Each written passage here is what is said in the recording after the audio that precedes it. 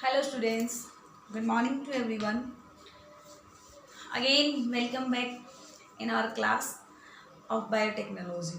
तो बेटा आप सारे बच्चे जानते हैं कि हम बायोटेक्नोलॉजी के अंदर एप्लीकेशन स्टडी कर रहे हैं। दैट मीन्स कि second chapter of the biotechnology that is applications of biotechnology.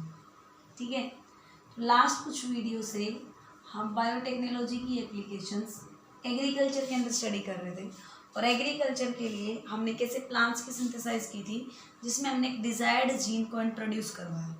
और कोई भी plants which carry the foreign DNA और फॉरेन जेनेटिक मटेरियल और फॉरेन जीन, दैट मीन्स कि transgene, that kind of plant are known as transgenic plant. हम already study कर चुके हैं अबाउट द ट्रांसजेनिक प्लांट, और ट्रांसजेनिक प्लांट्स के साथ साथ में हम ट्रांसजेनिक माइक्रो ऑर्गेनिज्म भी स्टडी कर चुके हैं। We also study about the transgenic microbes, but in today's video we will discuss about the transgenic animal. ठीक है, ट्रांसजेनिक एनिमल। अब आपको बहुत अच्छे से पता है कि what is the transgenic word means. Transgenic का मतलब क्या होता है बेटा? कोई भी फॉरेन जीन, कोई भी फॉरेन डीएनए जब हम एक ऑर्गेनिज्म में इंट्रोड्यूस कर देते हैं और उसकी वजह से उसके जेनेटिक मटेरियल को हम चेंज कर देते हैं, तो that gene is known as transgene. And any of the animals which carry the foreign DNA और foreign gene is known as transgenic animal. हम ट्रांसजेनिक एनिमल को कैसे डिफाइन करते हैं? Transgenic animals are those animal which carry which carry foreign gene or foreign DNA are known as transgenic animals. उनको हम transgenic animals नाम देते हैं। अब बेटा बहुत सारे टाइप के ट्रांसजेनिक एनिमल सिंथेसाइज किए गए। Transgenic fishes, transgenic rabbit, transgenic mice, transgenic sheep, transgenic goat, इस ऐसे बहुत सारे टाइप के ट्रांसजेनिक एनिमल बनाए गए। वो हम बाद में डिस्कस करेंगे कि कौन कौन से ट्रांसजेनिक एनिमल बनाए गए और उनके क्या क्या सिग्निफिकेंट इफेक्ट थे। सबसे पहले हम बात ये देखते हैं कि ट्रांसजेनिक एनिमल क्यों बनाए गए, what are their main applications, what are their main reasons and what are the main advantage of the transgenic animal. So let's start from the advantage of transgenic animal, or we can say why the transgenic animals are synthesized। transgenic animal क्यों synthesize किए गए, उनके क्या क्या advantage थे, हम वो study करते हैं one by one. What are the advantage of transgenic animals. ठीक है, तो ट्रांसजेनिक एनिमल बनाने की कोई ना कोई सिग्निफिकेंट इफेक्ट तो होंगी, इसी वजह से उनको सिंथेसाइज किया गया। सबसे पहले हम बात करेंगे बायोलॉजिकल प्रोडक्ट्स। ठीक है, बहुत सारे ऐसे बायोलॉजिकल इंपॉर्टेंट प्रोडक्ट्स हैं जो एक टाइप के ट्रांसजेनिक एनिमल से सिंथेसाइज किए। देखो बेटा, there are many type of the disease which are treated by the medicines and these medicines contain some kind of the biological product. ठीक है, and the synthesis of these biological product is quite expensive. लेकिन अगर हमें ये पता चले कि this is a kind of the gene which can synthesise this particular biological product and if you introduce this gene in an animal, तो हम उस प्रोडक्ट की बहुत सारी कॉपीज बना सकते हैं। तो इस तरीके के बहुत सारे बायोलॉजिकल प्रोडक्ट हैं जिनके बारे में हम आज आपको बताएंगे। तो सबसे पहले क्या बात आती है बेटा? The medicines which are required to, किस लिए रिक्वायर होते हैं? To treat the disease. The medicines which are used for treatment of disease, they contain various biological product। उनमें क्या होते हैं बेटा?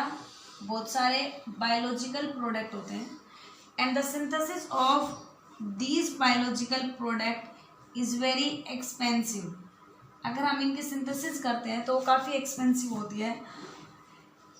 अगर कुछ पर्टिकुलर टाइप के जीन्स और डीएनए जो इन बायोलॉजिकल प्रोडक्ट को सिंथेसाइज करते हैं, अगर हम उनको इंट्रोड्यूस करते हैं एक ऑर्गेनिज्म में, एक एनिमल में, तो हम इस प्रोडक्शन, इस जीन्स को, इस बायोलॉजिकल प्रोडक्ट को हम सिंथेसाइज कर सकते हैं। तो इसमें हम क्या लिखेंगे, transgenic animals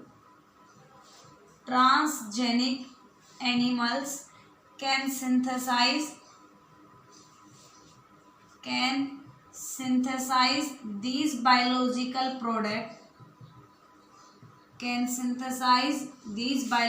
product after introduction of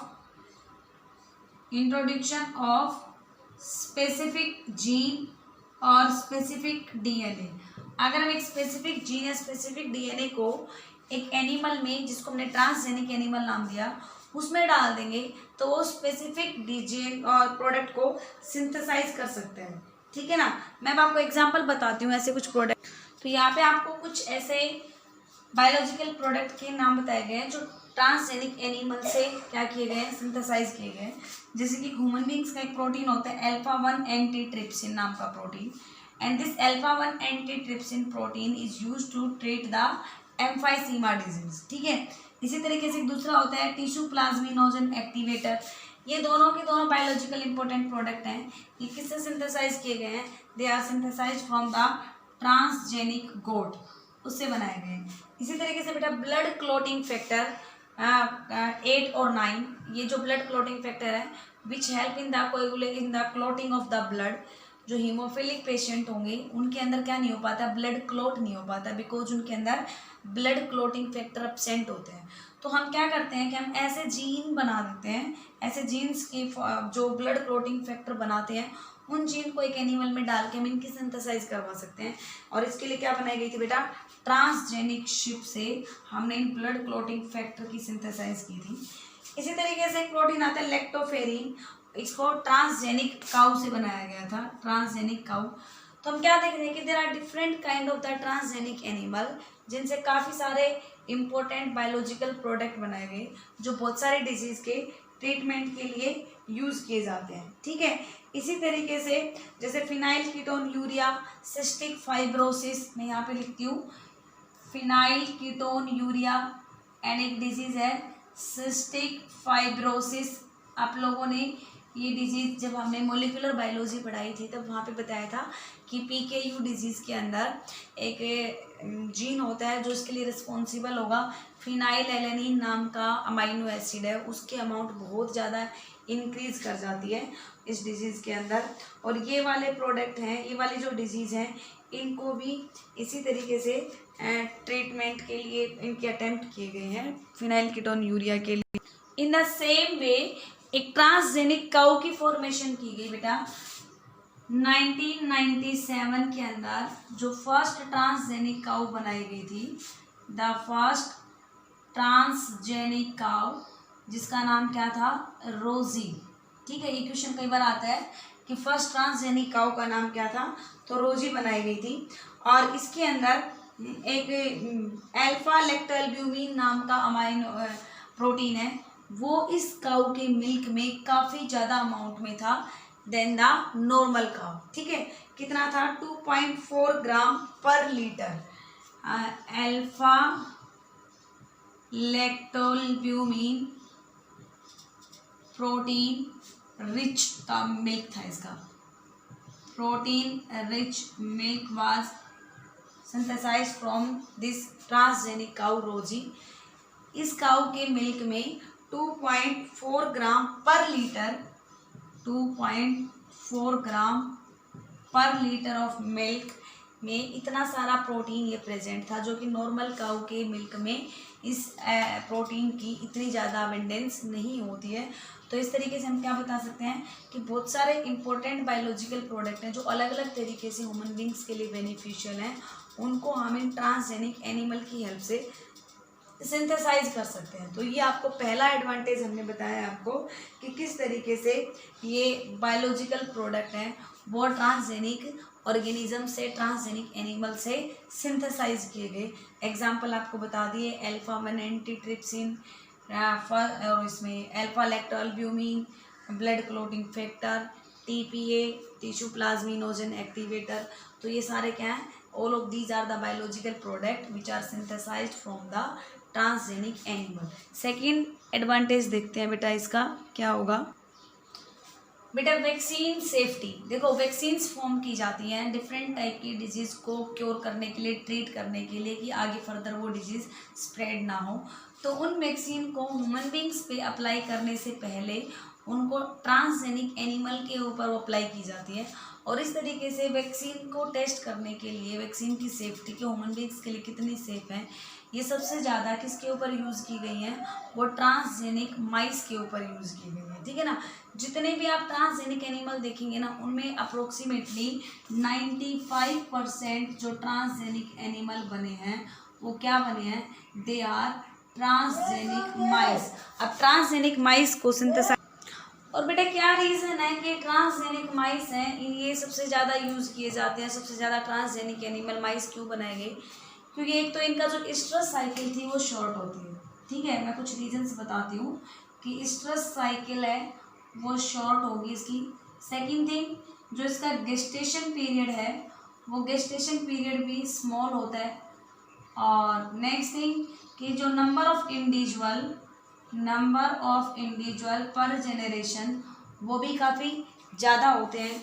और इस वजह से इनको क्या किया गया था बेटा, ट्रांसजेनिक माइस को प्रेफर किया जाता है बहुत सारे सिग्निफिकेंट के लिए। तो ट्रांसजेनिक माइस के ऊपर मैंने आपको क्या बताया, क्या यूज़ की गई थी, वैक्सीन्स यूज़ की जाती। आपको पता है कि पोलियो की जो वैक्सीन बनी थी उसकी सेफ्टी भी किसके ऊपर सबसे पहले देखी गई थी, ट्रांसजेनिक माइस के ऊपर।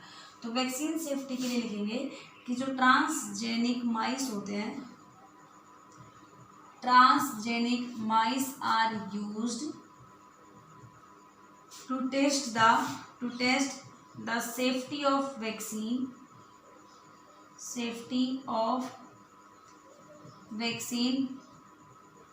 before using on human beings पे यूज़ करने से पहले जो वैक्सीन की सेफ्टी है वो ट्रांसजेनिक माइस के ऊपर ही टेस्ट की जाती है। फॉर एग्जांपल पोलियो वैक्सीन है, उसकी सेफ्टी भी इसी ट्रांसजेनिक माइस के ऊपर की गई थी कि whether they are useful for the human beings और नॉट, क्या उसकी कोई एलर्जी है कि नहीं है, कोई साइड इफेक्ट तो नहीं क्रिएट कर रही है, ये सब चीज़ें। इसके अलावा बेटा chemical safety testing, chemical third significance देखते हैं हम। केमिकल्स की सेफ्टी को टेस्ट करने के लिए भी हम क्या करते हैं, किसको यूज़ करेंगे, ट्रांसजेनिक एनिमल्स को यूज़ करते हैं। केमिकल सेफ्टी टेस्टिंग, इसको हम केमिकल सेफ्टी टेस्टिंग्स भी कह सकते हैं और टॉक्सिसिटी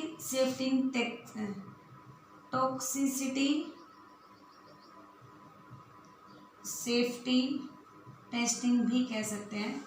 इनमें क्या होता है कि ट्रांसजेनिक एनिमल में वो वाले जीन इंट्रोड्यूस कर दिए जाते हैं जो इन केमिकल्स की या इन टॉक्सिक सब्सटेंस के इफेक्ट को एक्सपोज करें और उनको स्टडी किया जा सके। ठीक है, तो transgenic animals are developed that carry the genes which expose the toxic substance and their effect can be study. ठीक है, तो transgenic animals carry the gene that can expose the toxic substance so that their effects can be studied, कि हम उसके effect को भी क्या कर सकें, स्टडी कर सकें। और ऐसे जीन्स उन एनिमल्स में डाले जाएंगे कि उस पर्टिकुलर कोई भी अगर मान लो फूड में या किसी भी दूसरे से उसमें ड्रग्स में या फिर मेडिसिन्स में या किसी दूसरे सब्सटेंस में अगर कोई टॉक्सिक सब्सटेंस है तो वो उस टॉक्सिक सब्सटेंस को क्या कर देगा, एक्सपोज कर देगा कि ये वाला टॉक्सिक सब्सटेंस है और ये टॉक्सिक सब्सटेंस ऐसे इफेक्ट क्रिएट कर सकता है। ठीक है, तो ये ऐसे केमिकल्स की सेफ्टी को भी टेस्ट करने के लिए हम ट्रांसजेनिक ऑर्गेनिजम्स को यूज़ करते हैं। नेक्स्ट बेटा फोर्थ इंपॉर्टेंट एडवांटेज क्या होगा, normal physiology and development. Normal physiology and development, इनको भी स्टडी करने के लिए ट्रांसजेनिक एनिमल यूज। तो इसमें हम क्या लिखेंगे बेटा कि जो ट्रांसजेनिक एनिमल्स होते हैं, transgenic animals are used to study, क्या स्टडी करने के लिए कि हम जीन्स को कैसे रेगुलेट करते हैं और किस तरीके से वो जीन है हमारी बॉडी के नॉर्मल फंक्शन को कैरी आउट करते हैं।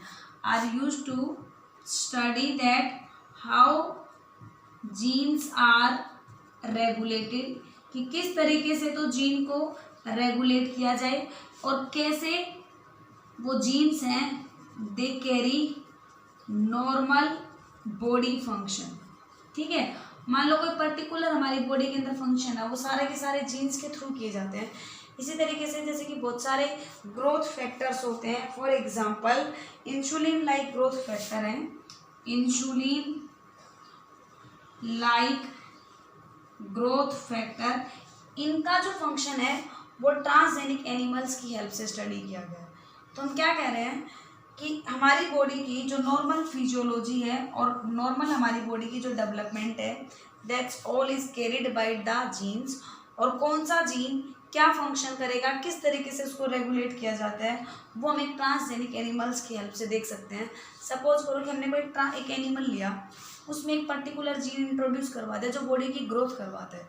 उस जीन को इंट्रोड्यूस करने के बाद उस एनिमल्स में कितनी ग्रोथ हुई, कैसे किस तरीके से वो ग्रोथ उसमें होती है, कैसे वो जीन रेगुलेट हो रहा है, कैसे वो जीन फंक्शन कैरी आउट कर रहा है, वो हम उस ट्रांसजेनिक एनिमल के अंदर देख सकते हैं। तो इस तरीके से जीन्स के फंक्शंस को, जीन्स के रेगुलेशन को स्टडी करने के लिए भी ट्रांसजेनिक एनिमल यूज किए जाते हैं।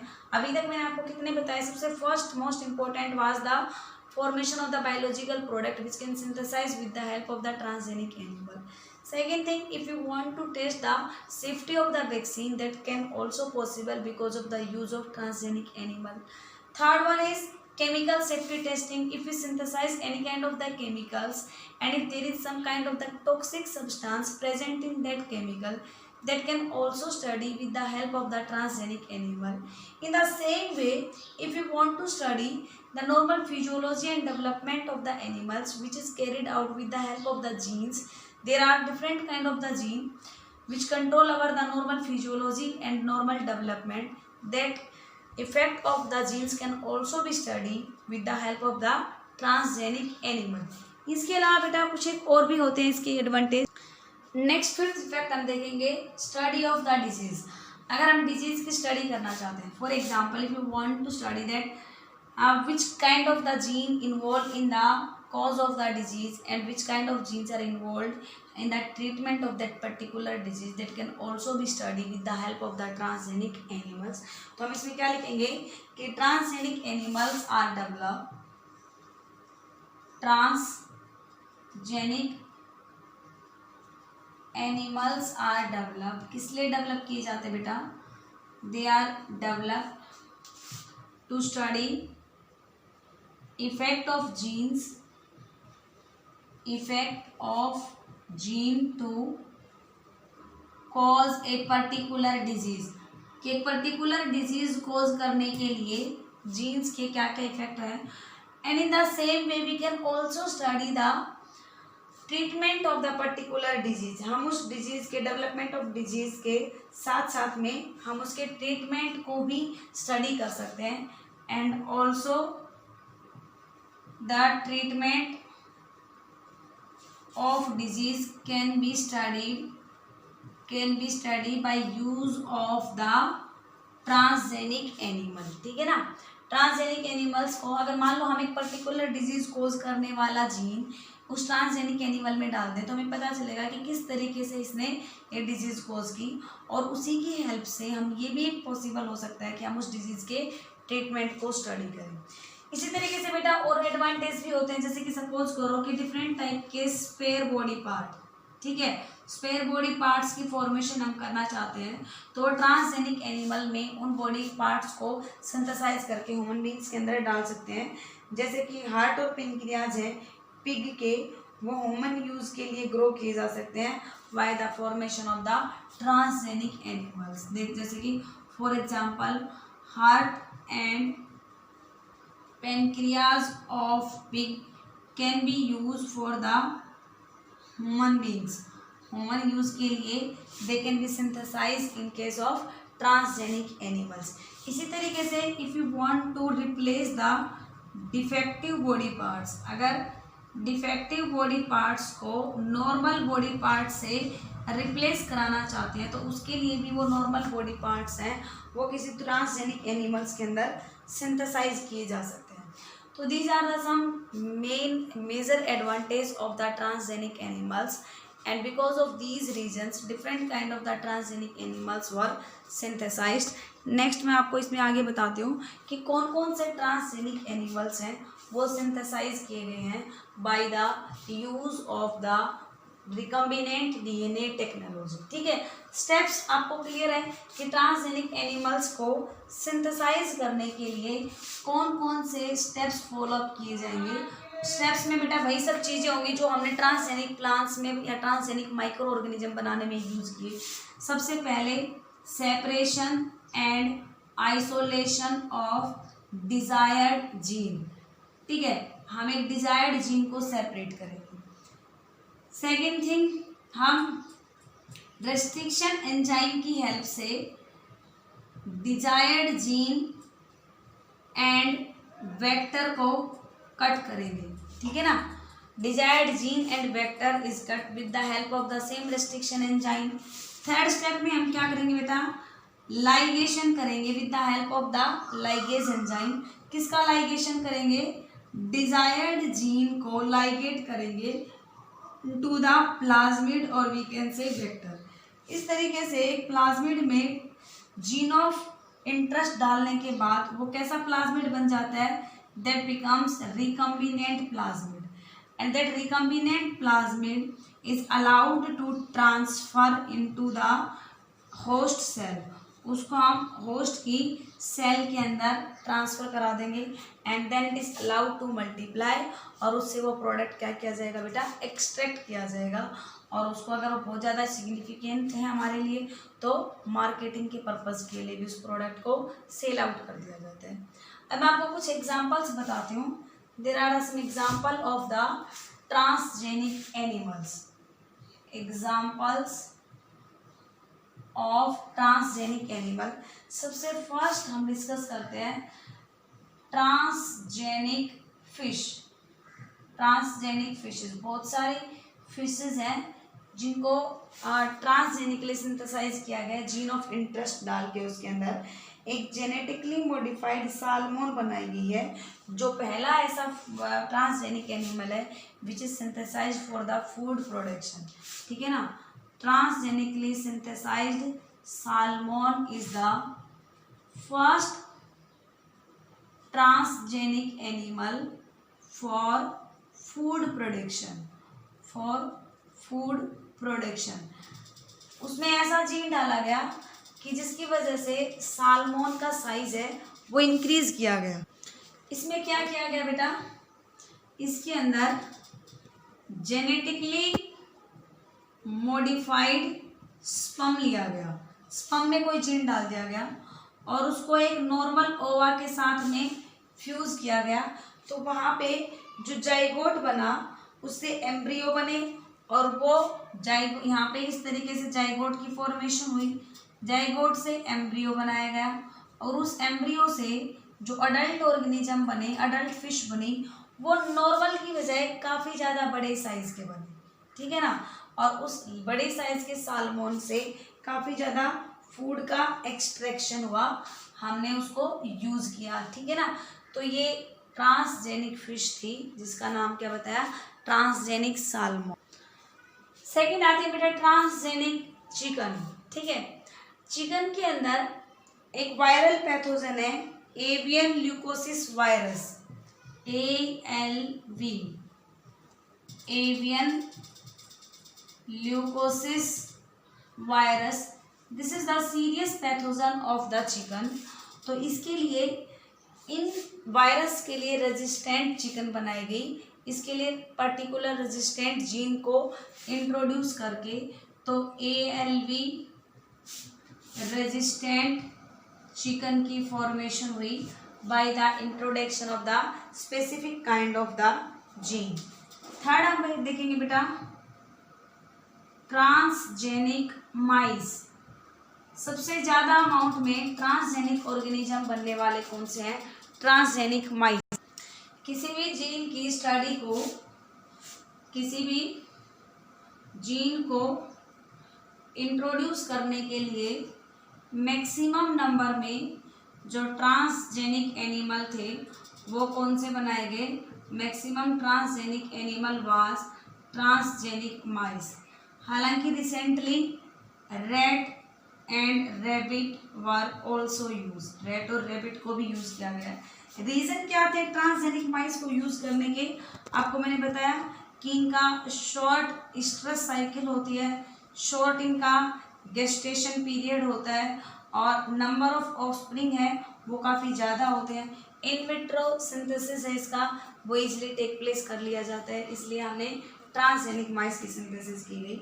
इसके अलावा बेटा क्या बनाए गए? ट्रांसजेनिक रैबिट की फॉर्मेशन की हुई। Next one is transgenic rabbit. Transgenic rabbit बेटा, ट्रांसजेनिक रैबिट है वो जीन फॉर्मिंग और मॉलिक्यूलर फॉर्मिंग के लिए सिंथेसाइज किए गए थे। बहुत सारे इंपॉर्टेंट बायोलॉजिकल प्रोटीन हैं और उन बायोलॉजिकल प्रोटीन की सिंथेसाइज करने के लिए ट्रांसजेनिक एनिमल बनाए गए, जैसे कि interleukin,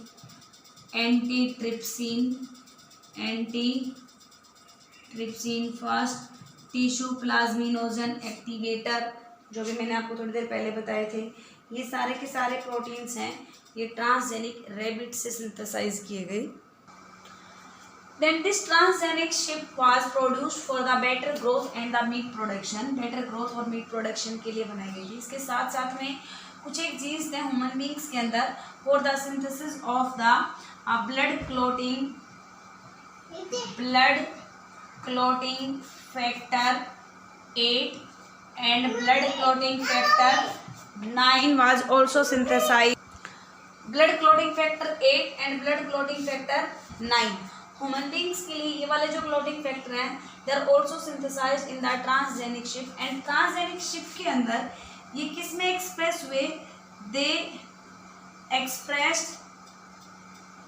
expressed in the mammary specific tissues. ठीक है, मतलब दैट मीन्स कि अल्टीमेटली जो शिफ्ट का मिल्क होता है, शिफ्ट के जो मिल्क के लिए जो मेमोरी टिश्यूज होते हैं उनके अंदर ये ग्रो किए। तो उनको किस तरीके से इनको बेटा अचीव किया गया? इन जीन्स को मेमोरी स्पेसिफिक टिश्यू की ग्रोथ के लिए एक जीन होता है bovine beta lactalbumin gene. Bovine beta lactalbumin gene. इस जीन के साथ में इस ब्लड क्लॉटिंग फैक्टर वाले जीन्स थे वो फ्यूज कराए गए और उसके बाद ये मेमोरी स्पेसिफिक टिश्यूज में ये वाले जीन्स क्या किए बेटा? एक्सप्रेस किए और ब्लड क्लॉटिंग फैक्टर की सिंथेसाइज की गई, blood clotting factor 8 and blood clotting factor 9। ठीक है, लेकिन इनके काफ़ी सारे अनडिजायरेबल इफेक्ट्स भी देखने को मिले, कुछ एक इसके लिमिटेशंस भी थे। अनडिजायरेबल इफेक्ट जैसे कि joint pathology, skeletal defect, gastric ulcer, इसके कुछ एक अनडिजायरेबल इफेक्ट्स देखने को मिले। अनडिजायरेबल इफेक्ट में लाइक ज्वाइंट पेन। क्या क्या अनडिजायरेबल इफेक्ट है? ज्वाइंट पेन, ज्वाइंट के अंदर पेन, स्केलेटल डिफॉर्मिटीज और इसके अलावा गैस्ट्रिक अल्सर, ये सारे इनके अनडिजायरेबल इफेक्ट्स थे जो ट्रांसजेनिक शिफ्ट से जो क्लॉटिंग फैक्टर एक्सट्रैक्ट किए गए थे उनके। नेक्स्ट ट्रांसजेनिक एनिमल आता है बेटा ट्रांसजेनिक काउ। जो फर्स्ट ट्रांसजेनिक काउ आपको बताई गई थी वो कौन सी थी? रोजी। ठीक है ना।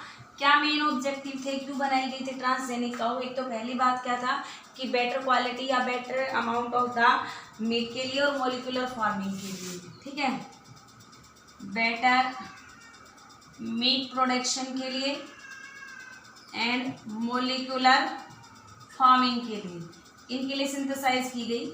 इसके अलावा रोजी जो ट्रांसजेनिक काउ थी उसका मिल्क कौन से प्रोटीन के अंदर ज़्यादा अमाउंट में था? उसके अंदर एक प्रोटीन था जिसका क्या नाम बताया था बेटा आपको? अल्फा लैक्टोअल्ब्यूमिन नाम का milk protein, alpha lactalbumin rich milk था। इस प्रोटीन के अंदर उसका मिल्क क्या था, रिच था। अब किस तरीके से सिंथेसाइज की जाती है, जो ट्रांसजेनिक काउ थी उनका सिंथेसिस किस तरीके से हुआ, micro injection of the fertilized ova, micro injection का मतलब क्या होता है, एक छोटी सी इंजेक्शन की हेल्प से हम फर्टिलाइज्ड ओवा को उसके अंदर ट्रांसफर करते हैं, माइक्रो इंजेक्शन ऑफ फर्टिलाइज्ड ओवा। अब बात ये आती है कि इस फर्टिलाइज्ड ओवा को जो एक काऊ के अंदर है उसको किस तरीके से एक्सट्रैक्ट किया जाए, या तो सर्जिकली उस काऊ में से फर्टिलाइज्ड ओवा को निकाला जाए, या जो स्लॉटर्ड काऊ होती हैं, जो स्लॉटर्ड हाउस होते हैं जहाँ पे इनको कट किया जाता है, वहाँ से उस एक प्रेग्नेंट जो काऊ होती है उसके फर्टिलाइज्ड एग को, फर्टिलाइज्ड ओवा को एक्सट्रैक्ट किया जाए और उसके अंदर क्या किया जाए, एक पर्टिकुलर जो जीन्स हम उसमें ट्रांसफ़र करना चाहते हैं उस जीन को ट्रांसफ़र करके हम उसको क्या बनाते हैं, ट्रांसजेनिक काऊ बनाते हैं। ठीक है, देन नेक्स्ट क्या आता है बेटा, transgenic pig. Next transgenic animal is transgenic pig. और ये ट्रांसजेनिक पिग, शिप, केटल और गोट, ये जितने भी मैंने आपको बताया pig, transgenic sheep, transgenic cow, transgenic goat, इनका प्रोडक्शन काफ़ी कम था as compare to the transgenic mice. और ट्रांसजेनिक पिग की फॉर्मेशन भी क्यों की गई थी, for the better growth and meat production, for the better growth and meat production. और इसके साथ साथ में they also serve as the bioreactor, जहाँ पे बहुत ज़्यादा अमाउंट के अंदर मॉलिक्यूलर रिएक्शंस हैं वो कैरी आउट की जाती हैं। बट इसके भी कई सारे साइड इफ़ेक्ट्स थे, कई सारे हेल्थ प्रॉब्लम्स थी जो भी प्रोडक्ट इनसे यूज़ किए जाते हैं ट्रांसजेनिक पिग के, तो इसका भी काफ़ी ज़्यादा इम्पोर्टेंट आगे यूज़ नहीं हुआ। लास्ट वन आता है बेटा एंडी, ANDI। ये क्या था, ये एक नाम है ट्रांसजेनिक मंकी का। This is the name of the transgenic monkey. और कौन सा मंकी यूज़ किया गया था, रिसस मंकी, जिसमें एक डिजायर्ड जीन ट्रांसफ़र किया गया था और उसका नाम दिया गया था एंडी। इसका ये एक एक्रोनियम्स होता है, किसका, acromion of inserted gene, inserted DNA, specifically inserted DNA, मतलब एक पर्टिकुलर DNA इंसर्ट किया गया, वहीं से इसका नाम पड़ा था ANDI। ये जो ट्रांसजेनिक मंकी था इसकी सिंथेसिस कब हुई थी, 2 अक्टूबर 2000 के अंदर। ठीक है, और इसका जो क्रेडिट जाता है प्रोडक्शन का वो एक डॉक्टर हैं जिसका नाम है ब्रेलार्ड स्टालन्स of Oregon's health science university of the USA। ठीक है, उन्होंने इस एंडी की प्रोडक्शन की थी। और इस ट्रांसजेनिक मंकी का यूज़ किस लिए किया जाता है, बहुत सारे डिजीज़ हैं जिनको क्योर किया जाता है इसकी हेल्प से, जैसे कि breast cancer, there are some disease like breast cancer, Alzheimer disease और डायबिटीज़, एड्स, इन डिजीज़ को क्योर करने के लिए इस ट्रांसजेनिक मंकी की हेल्प की गई थी और जिसका नाम एंडी है। अब इसको किस तरीके से प्रोड्यूस किया गया था बेटा, इसके जो अनफर्टिलाइज्ड एग थे उनको एक टेस्ट ट्यूब के अंदर क्या किया गया, ग्रो कराया गया, उसी के अंदर एक डिजायर्ड जीन को इंसर्ट करवाया गया, फिर उसको टेस्ट ट्यूब में ही उसका क्लीवेज होने को अलाउ किया गया एंड फिर बाद में उसको एक सैरोगेट मदर के अंदर इम्प्लांट किया गया। तो ये मैंने आपको कुछ एग्जांपल्स बताए हैं ट्रांसजेनिक एनिमल्स के। इसमें से आप मेनली क्या स्टडी करोगे, transgenic cow, transgenic sheep, transgenic pig and transgenic monkey. इसमें देखो एक बेटा ट्रांसजेनिक शिप में एक नाम याद रख लेना, 1990 के अंदर Tracy, TRACY, Tracy transgenic eve थी जो स्कॉटलैंड में बनाई गई थी first time. This was a transgenic eve which was synthesized in the Scotland. So this is all about the transgenic animal. आप लोग अच्छे तरीके से इसको स्टडी करें। थैंक यू बेटा।